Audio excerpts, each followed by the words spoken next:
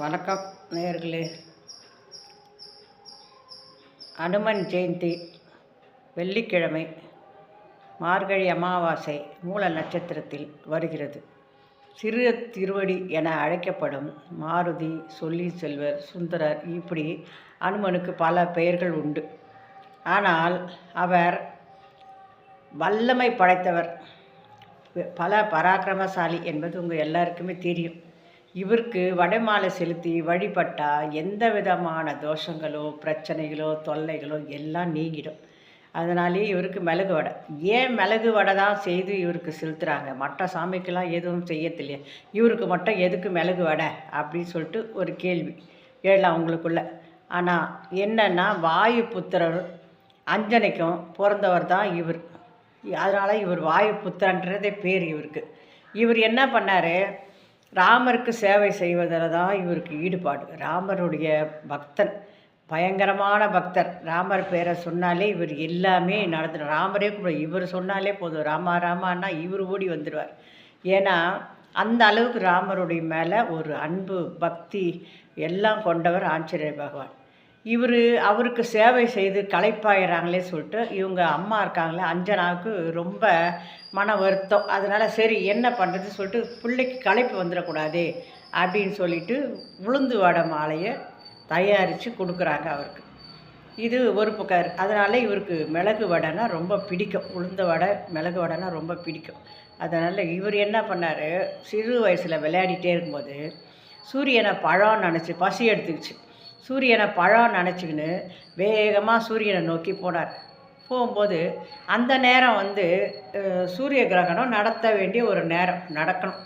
அதுக்காக ராகு பகவான் புறப்பட்டு அவரும் சூரியனை நோக்கி போகிறார். போகும்போது வாயு பகவான் வேகமாக போகிறார்.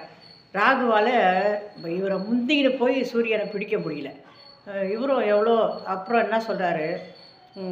நீ கொஞ்சம் உன்னுடைய வேகத்தை குறைச்சிக்கோ, நான் சூரியனை பிடிக்கும் காலம் நெருங்கி போச்சு, அதனால் இந்த கிரகண தோஷத்தில் அவர் கிரகணை நான் பிடிச்சி விட்ட பிறகு நீ அதுக்கப்புறமா பண்ணிக்கோ, நீ உன்னுடைய வேகத்தை குறை சொல்லி வேண்டுகோள் கொடுத்தார்.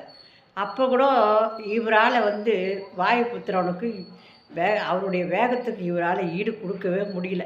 அதை பார்த்து வியந்து போன இந்த ராகு பகவான் ஆஞ்சநேயருக்கு ஒரு வரம் கொடுத்தார். என்னென்னா, அதாவது எனக்கு பிடிச்ச தானியம் கருப்பு உளுந்து. இந்த கருப்பு உளுந்தை யார் உனக்கு வச்சு வடை மாலை செலுத்தி படைக்கிறாங்களோ அவங்கள நீ எதுவுமே செய்யக்கூடாது, அவங்க கேட்ட வரத்தை நீ கொடுக்கணும் அப்படின்னு சொல்லி ஒரு வரம் கொடுத்தார். அதனால தான் இன்றைக்கும் ஆஞ்சநேயருக்கு நம்ம மிளகு வடை சாத்தி வழிபடுறோம். இது ராகு தோஷம் இருக்கிறவங்க, எந்த விதமான கஷ்டம் இருக்கிறவங்க, கிரகதோஷம் இருக்கிறவங்க எல்லாருமே வழிபட்டால் ஆஞ்சநேயருக்கு நல்லதே நடக்கும். அவங்கவுங்க வசதிக்கு ஏற்ற மாதிரி 108, 1008, 10,008 கூட செய்யலாம். இந்த ஆஞ்சநேயருக்கு சேலம் மாவட்டத்தில் நாமக்கல்லில் 18 அடி உயர ஆஞ்சநேயர் சிலை பெரிய பிரம்மாண்டமாக இருக்குது. இது இவருக்கு வடைமாலை 1,08,000 வடைமாலை போட்டு அவருக்கு பெரிய ரொம்ப விசேஷமாக இருக்கும். வாய்ப்பு இருந்தால் போய் பாருங்கள். அந்த மாதிரி செலுத்தி வழிபடுவாங்க. இந்த செந்தூரம்னு கொடுப்பாங்க ஆஞ்சநேயர் கோயிலில். செந்தூரம் கூட போகும்போது செந்தூரம் நம்மளே தொட்டு எடுத்து வச்சுக்க வேண்டியதான். செந்தூரம்னு ஒன்று கொடுப்பாங்க. இது ஏன் அப்படின்னா, சீதா செந்தூரத்தை வச்சிங்கன்னா ராமனுடைய ஆயுள் பலம் கூடும் அப்படின்றதுக்காக சீதாம்மா செந்தூரம் வச்சுக்கிறாங்கன்னு சொல்லிட்டு ஆஞ்சநேயர் சீதாம்மா சொல்ல கேட்டிருக்காராம். அதனால் அவருக்கு நம்ம ராமனுடைய ஆயுள் பலம் கூடன்னு சொல்லிட்டு ஒரு உடம்பெல்லாம் எடுத்து செந்தூரத்தை பூசிக்கிட்டார். பூசிக்கிட்டதுனால தான் நம்ம இன்றைக்கும் நம்ம ஆஞ்சநேயர் கோயிலுக்கு போனால் செந்தூரம், மிளகு வடை இதெல்லாம் பிரசாதமாக கொடுக்குறாங்க. வெற்றிலை காப்பு, வெண்ணெய் காப்பு அபிஷேகம் இதெல்லாம் நடத்துகிறாங்க.